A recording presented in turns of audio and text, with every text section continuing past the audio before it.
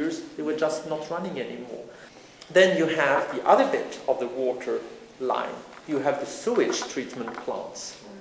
And now one of the major problems is that the sewage treatment plants aren't operating either anymore for the same reason.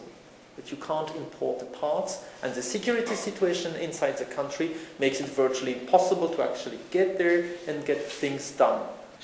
I'm not going to go into statistics, but you can imagine the medical result, the fact that you have widespread diseases, very simple diseases that could be treated easily anywhere in the world, and you have a high percentage of kids who die of diarrhea. It sounds stupid. It's a man-made disaster. You never die of diarrhea in Canada. You don't have to. Your baby doesn't have to die of diarrhea. There are easy ways to treat it. But if you're stuck in a city that is under siege, or that is too far from medical facilities, where there is fighting going on every major road linking cities to one another, you just don't get to see a doctor or a nurse. One of the other stories that just happened in front of me, that was with the people that I was living in Hamita with. A mother, she's about 40 years old. She had a little boy, the youngest boy, who was about 1 year and a half. We wake up in the morning, and she told me that she couldn't sleep at all the night. When I asked her why, she said, because my baby had vomit all the night. Whatever that I gave him, he just threw it out. So we decided to, I told her I can take you to Baghdad hospital. I know any one of these doctors in Baghdad, because there is no possibility for her to find anything for her baby in Haditha. But because she's too afraid to go to Baghdad, because it's the worst place in Iraq now, Baghdad, so we decided to go to Ramadi, which is under siege, just to find a doctor.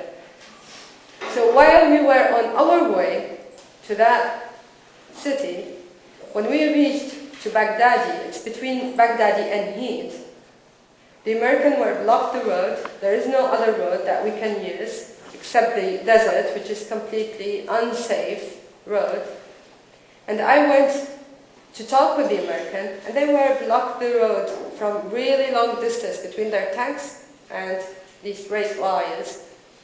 So I start yelling and tell them, please, we do have a baby who's sick, and he's going to die, and we need to cross from here. And one of these American soldiers, he made that sign to me, which is, we're going to kill you. And they didn't respond. They did nothing. They didn't let us even pass. The military hostilities, the fact that there is no safe place around Iraq. You live with military danger constantly. Roadsides, bombs, snipers, fighting, air raids, the total panoply is being used on a regular basis, which means that you have a very, very high number of casualties. You go to the morgue in Baghdad, you find that they have lots and lots of bodies delivered every day that are not claimed by any relatives, because it's just so dangerous to get out and get there. So people die, the family can't even claim the body of their dead sons in many cases. Because you have to bury very quickly in this type of hot temperature, lots of bodies get buried by the side of the road. My own colleague, who was living in the same house with me in 2003 during the war, got caught in crossfire at a crossroad just 5 minutes from our office. He was trying to do a favor to an Iraqi colleague, giving him a ride back home, because of course there was no transportation during the war. And we had our walkie-talkies permanently on ourselves for security measures. And he came to me at 6 o'clock and said, look, I'll just give a ride to Khalid to go back to his family. He hasn't seen his family for many weeks. He really needs to go home. It looks like it's quiet tonight. Maybe he has a chance. I'll give him a ride. And they went. And within 5 minutes, I heard this horrible scream through the walkie-talkie, and nothing after that. So I jumped into my car. I tried to drive down the road and got caught in the same crossfire. And I saw his car in front of me, and they were ridding it with bullets. And I had to backtrack. Now maybe I can talk about my experience in Fallujah city. Well, the health situation that it wasn't enough medicine and medical equipment in the city at that time. We were trying through some volunteers, some colleagues of us, which they were journalists, and we tried to get them with us in a bus, just to try to use them because they are Western, and that might help with the Americans to let us cross these checkpoints with this equipment and the medical supplies and the blankets and all these things and the water that we got it from one of the Italian organizations called the Bridge to Baghdad. So we were hardly reached to Fallujah city. Normally it takes from us, it's about half an hour driving from Baghdad to that city. On that trip, it took from us about 3 hours. So we reached to one of these small clinics, which was running at that time in the first siege of Fallujah. And we've seen most of the people, or most of these wounded people who brought to that clinic were women and children, who were shot by an American sniper while they were trying to escape and go outside the city.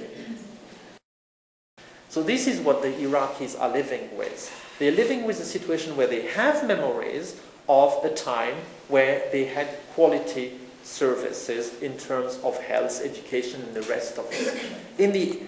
Prior to these wars, a regular person in Iraq, and anybody my age will tell me souvenirs of the nice holidays in the summer. They would take the car and drive north to Turkey and drive to France, and everybody knows about holidays in Nice and Monaco and Paris and whatever. And now for over 20 years, it's stuck there in, deep shit and misery for the past so many years. It doesn't help. We are not helping ourselves. We are not helping international relations. We are not doing ourselves a favor in any sense by treating this country in this very specific way. Iraq is for you. But for you not as an occupier, for you as a friend, as a brother, as a sister. Iraqi people trust the American people, and they want them to work extra hard to change their government. Your government is cheating you. You are paying for this work by paying the taxes. You're working hard, and then at the end of the year that you pay taxes, which is they use it to buy the weapons from their own companies and send it to kill the Iraqis.